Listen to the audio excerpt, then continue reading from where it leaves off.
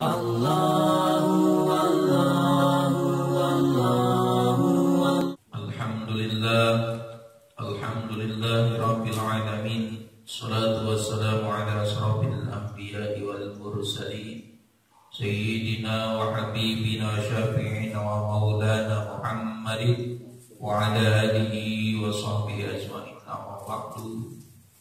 Faqala Allah ta'ala fil Qur'anil azim wa asdaqul qailin, a'udzu billahi minasy syaithanir rajim. Bismillahirrahmanirrahim. Al-ilmu nur. Wa qala Nabi sallallahu alaihi wasallam, al-ilmu misbahun fil qalbi. Shadaqallahul azim wa sadaqa rasuluhun nabiyul karim wa nahnu ala dzalika minasy syahidin wa syakirin walhamdulillahi rabbil alamin. Hadirin para jamaah rahimakumullah, wabil khusus pengurus TKM Masjid Al-Barakah yang saya hormati, yang mohon maaf tidak bisa saya sebutkan namanya satu persatu, namun demikian tidak mengurangi rasa hormat saya. Segenap para sepuh, para tokoh masyarakat yang mohon maaf juga tidak bisa saya sebutkan namanya satu persatu, namun demikian tidak mengurangi rasa hormat saya. Segenap hadirin rahimakumullah, yang insya Allah kita sama-sama dimuliakan oleh Allah Subhanahu wa Ta'ala. Marilah kita selalu senantiasa memanjatkan puji serta syukur kita kepada hadirat Allah Subhanahu wa Ta'ala, yang mana hakikat Allah yang selalu memberikan, mengkaruniakan berbagai macam kenikmatan kepada kita semua, yang kalau kita hitung itu nikmat niscaya tidak akan terhitung. Sehingga Allah Subhanahu wa Ta'ala telah berfirman di dalam Al-Qur'an, wa in ta'uddu nikmatallahi la tuhsuha. Kalau kalian sungguh ingin menghitung nikmat dariku, la tuhsuha, niscaya tidak akan terhitung, saudara.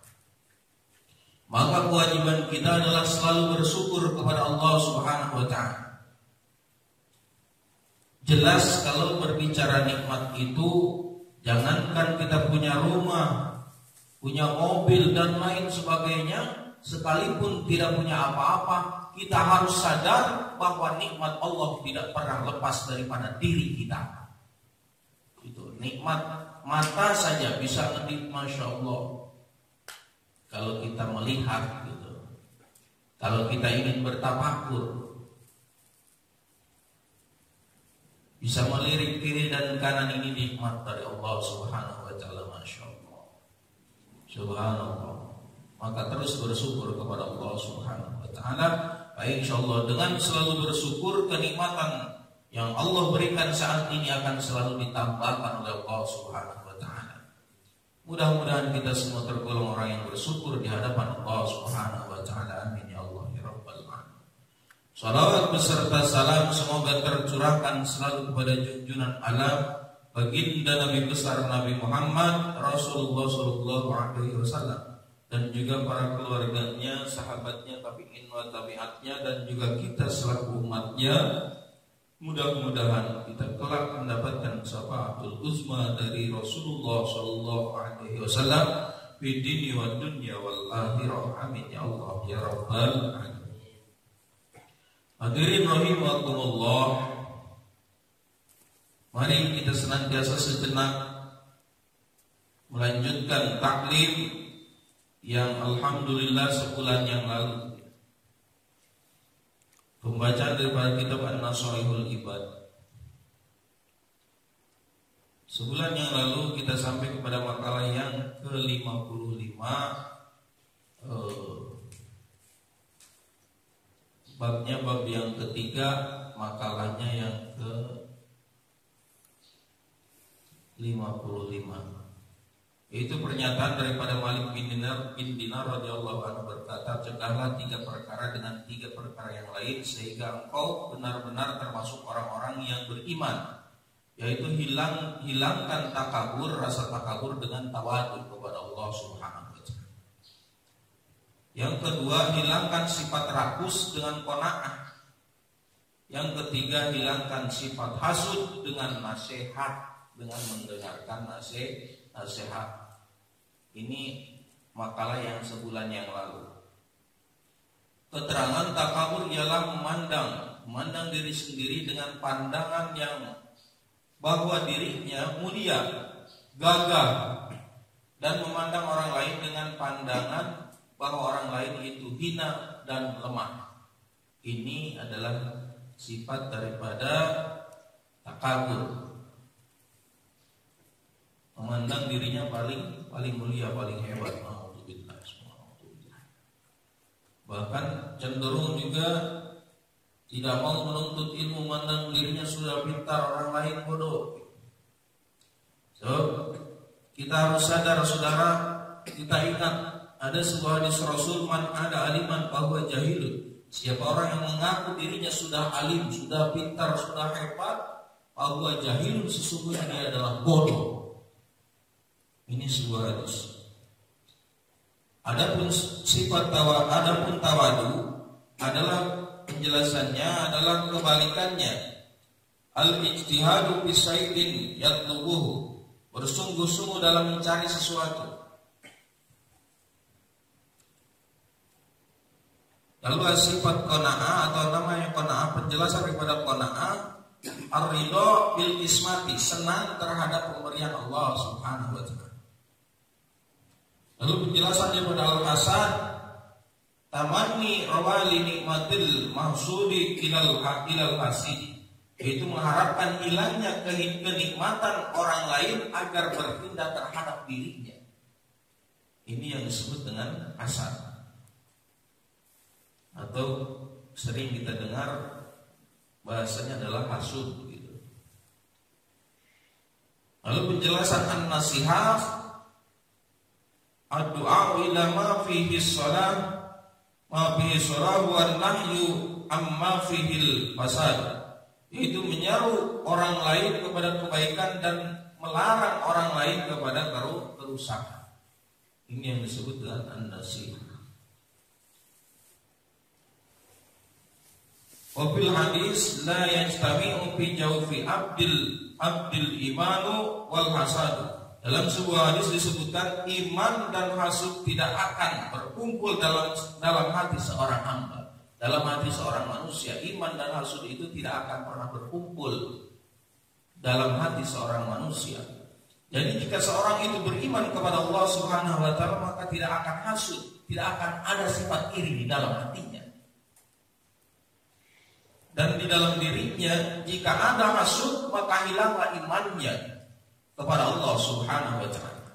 Ketika itu juga, ketika seorang beriman kepada Allah Subhanahu wa taala lalu dia berhasud, punya sifat hasud di dalam hatinya, maka hilanglah keimanannya kepada Allah Subhanahu wa taala.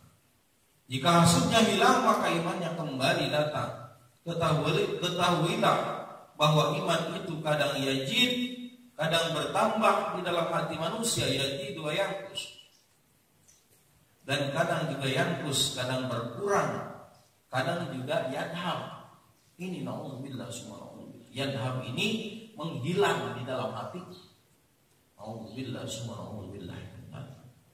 Kuat dan lemahnya iman itu dapat dilihat dari kuat dan lemahnya amal soleh di dalam kehidupannya. Maka oleh karena itu Rasulullah SAW pernah mengingatkan dalam sebuah hadis yang saya baca, Rasul berpesan kepada kita semua, jadidu imanakum biqauli la ilaha illallah.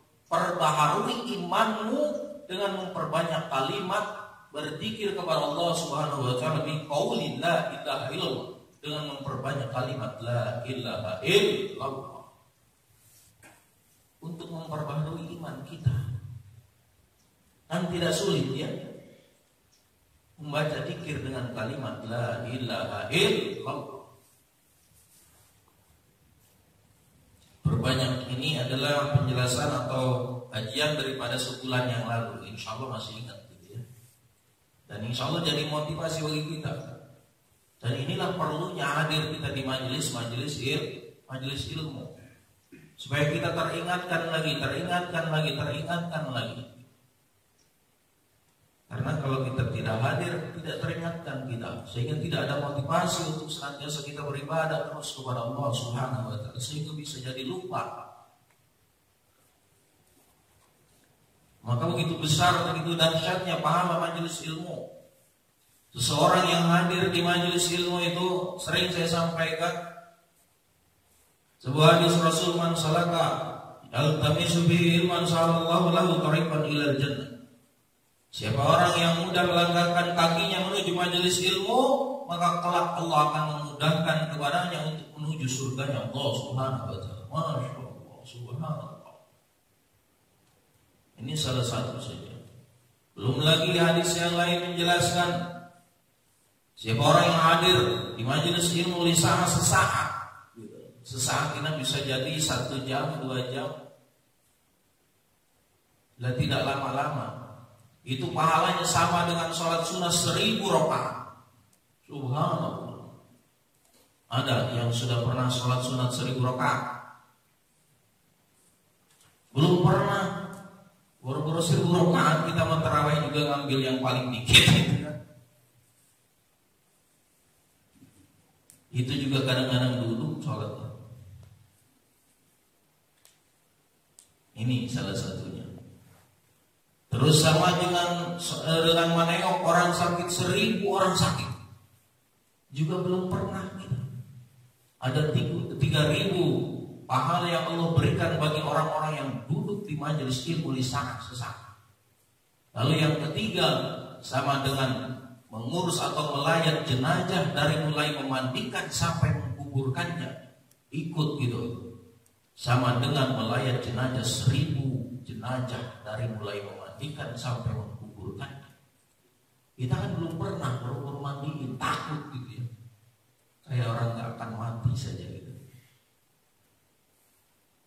Nah ini pahala daripada orang yang hadir di majelis ilmu, 3.000 pahala Allah sediakan bagi orang-orang yang hadir di majelis ilmu. Maka oleh karena itu kalau kita mengerti tahu untuk meraih pahala yang besar dari Allah Subhanahu wa Ta'ala, selain mendapatkan ilmu juga pahalanya besar di sisi Allah Subhanahu wa Ta'ala. Maka oleh karena itu majelis-majelis ilmu jangan sampai kita kosongkan gitu.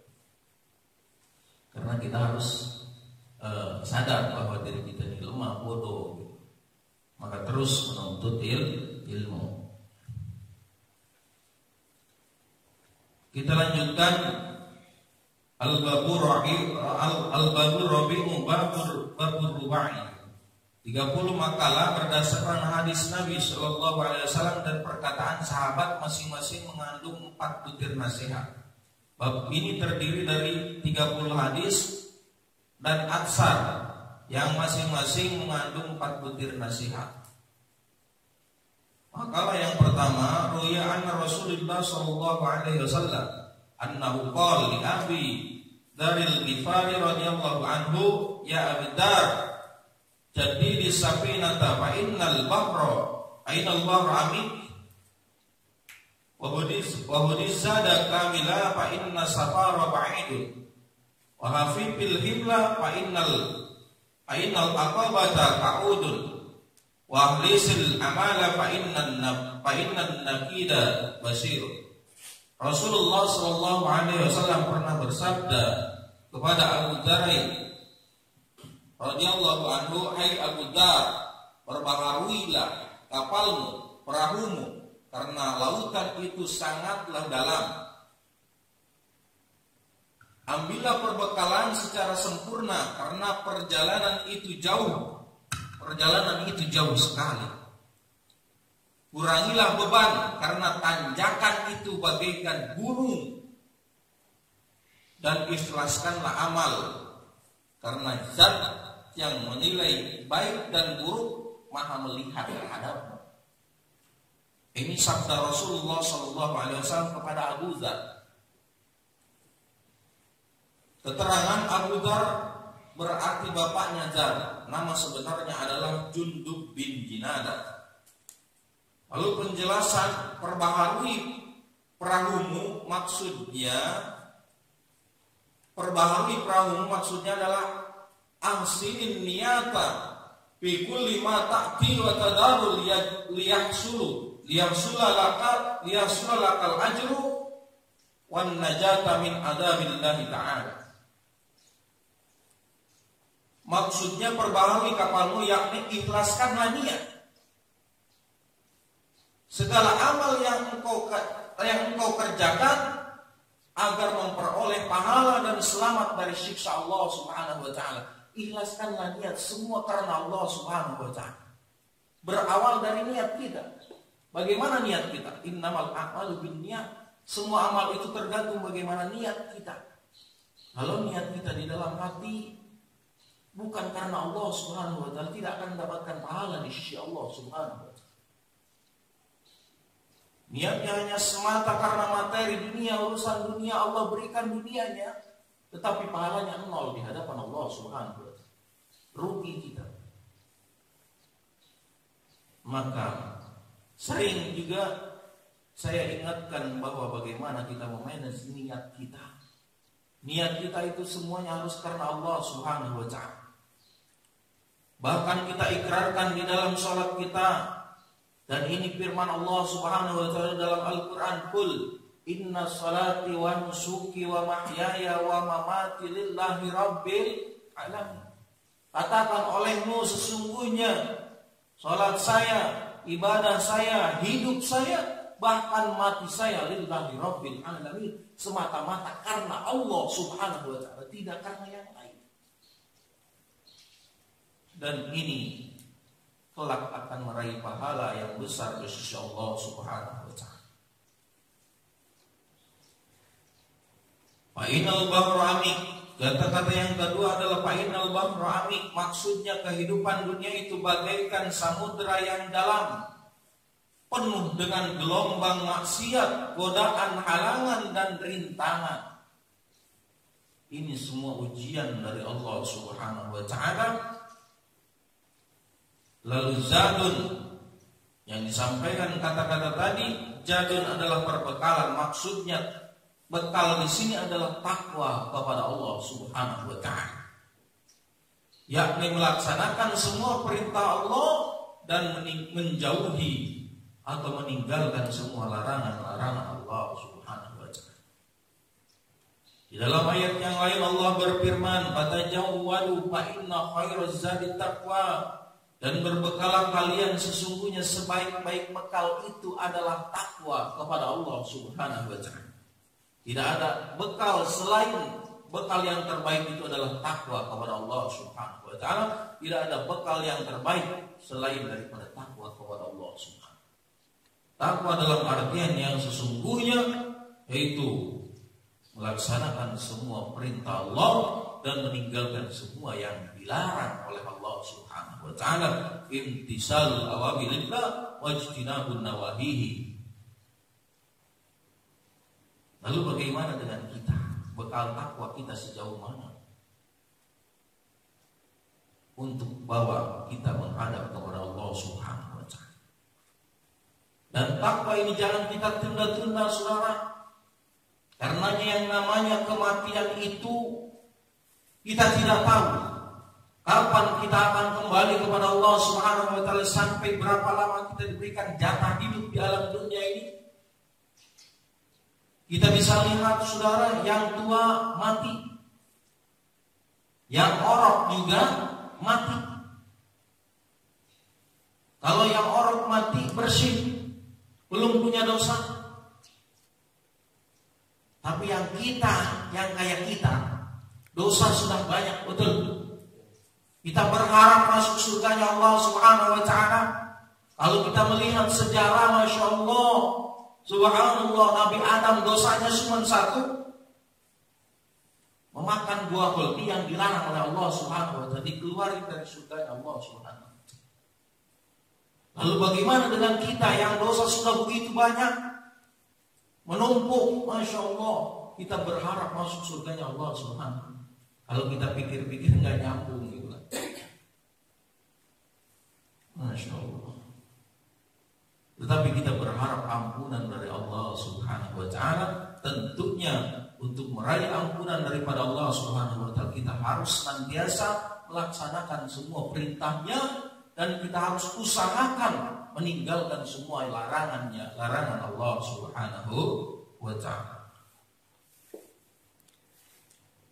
Lalu as-safaru, di dalam hadis tadi ada istilah as-safar, maksudnya perjalanan dunia menuju akhirat itu sangatlah jauh. Jalannya terjal, penuh dengan liku dan melelahkan sehingga sulit untuk ditempuh. 3 hari itu termasuk orang yang berat, gitu ya. Apalagi punya hartanya di bank sono, bank sini dan bank ono ini, gitu ya. Ini lebih berat untuk menggapai puncak daripada tanjakan tersebut.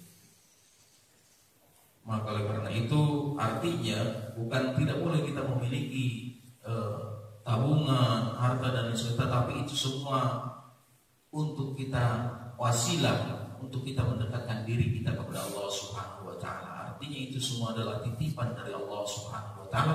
Kalau Allah ingin mengambilnya, kita habis semuanya. Artinya kita amalkan di jalan Allah Subhanahu wa ta'ala, itu semua adalah milik Allah Subhanahu wa ta'ala.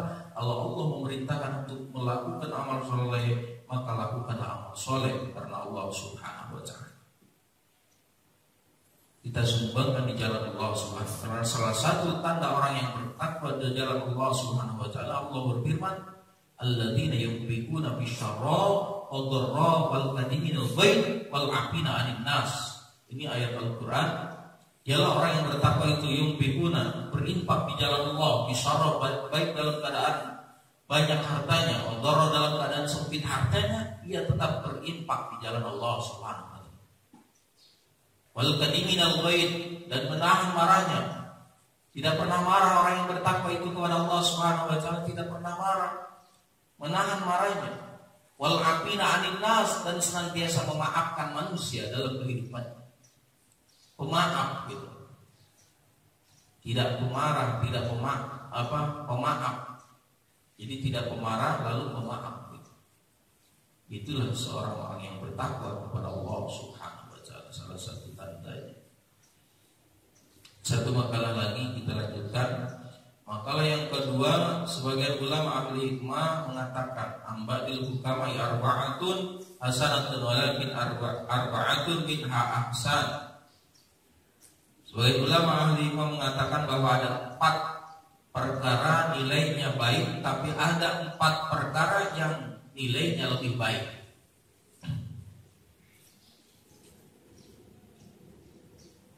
Al-haya'u minar rijali hasanun walakinnatu minal mar'ati ahsanun wal adlu min kulli ahadin hasanun walakinnahu minal amara ahsanun wat taubatu minal syaibi hasanatun walakinnaha minas sababi ahsanun wal judu minal aghniyai hasanun walakinnatu minal fuqara'i ahsanun. Yang pertama adanya sifat haya, sifat malu pada kaum laki-laki adalah baik, tapi sifat haya pada perempuan itu lebih baik. Sifat malu pada setiap laki-laki itu baik, tapi sifat malu yang dimiliki oleh para perempuan itu jauh lebih baik daripada laki-laki. Yang kedua, adil pada setiap orang adalah baik, tapi adil pada perintah itu lebih baik. Yang kadang-kadang kita adil boleh jadi bisa berbuat adil pada setiap orang, tapi kadang-kadang kita tidak adil kepada perintah, kepada pemerintah. Itu lebih baik. Adil pada setiap orang itu adalah baik, tapi adil pada pemerintah itu lebih baik. Gitu. Taubatnya ke kakek-kakek itu baik, taubatnya aki-aki itu baik. Tapi taubatnya anak muda itu lebih baik daripada aki-aki. Makanya penjelasan daripada ulama, ketika seseorang beribadah selagi muda itu pahalanya lebih besar daripada ibadah yang sudah aki-aki. Karena selagi besar-besarnya nafsunya kepada Allah, nafsunya di dalam kehidupannya, sehingga malas beribadah gitu. Maka disampaikan di sini ulama ahli hikmah mengatakan bahwa taubatnya kakek-kakek baik, tapi taubatnya anak muda itu lebih Kita mau ambil yang baik dan lebih baik. Mumpung masih muda, yuk kita tobat kepada Allah Subhanahu. Lalu yang keempat, orang yang kaya yang bermurah hati adalah baik, tetapi orang yang fakir yang bermurah hati itu jauh lebih baik. Susah tapi mau bermurah hati. Ini lebih baik daripada orang yang kaya. Jadi mari kita kembali bertakwa kepada Allah Subhanahu wa taala. Mari kita ambil sifat takwa itu alladzina yunfikuna bisyarra. Kita kembali kepada ayat ini. Alladzina yunfikuna bisyarra wad dharra wal kadhiminal ghaid wal 'afina 'anil nas. Tanda orang yang bertakwa kepada Allah Subhanahu wa taala itu ia tetap berinfak di jalan Allah Subhanahu wa taala, bisyarra dalam keadaan banyak hartanya, wad dharra dalam keadaan sempit hartanya, ia tetap berinfak di jalan Allah Subhanahu wa taala. Itu satu. Yang kedua, al-kadiminal ghaid, ia selalu senantiasa menahan marahnya, artinya besar kesabarannya di dalam kehidupannya. Dan sabar ini harus kita miliki di dalam setiap individu kita. Bahkan kita wajib memiliki kesabaran. Kalau tanpa kesabaran dalam kehidupan kita, misalnya di dalam mengurus anak kita, bisa jadi anak kita jadi korban kalau kita tidak sabar. Dan banyak contohnya yang sering kita lihat, baik di media, televisi, dan lain sebagainya. Karena hilangnya kesabaran di dalam individu kita, anak menjadi korban. Misalnya seperti itu. Dan buah daripada kesabaran, Masya Allah Subhanahu. Dan sabar ini Allah berfirman dalam Al-Quran 2 kali di dalam satu ayat. Ya ayyuhalladzina amanu sabiru wa syabiru wa rabitu wattaqullaha la'allakum. Hai sekalian orang-orang yang beriman, bersabarlah kamu, wasabiru, dan bersabarlah kamu. Rabitu, dan sing-singkan lengan bajumu. Wattaqullah, dan bertakwa kepada Allah.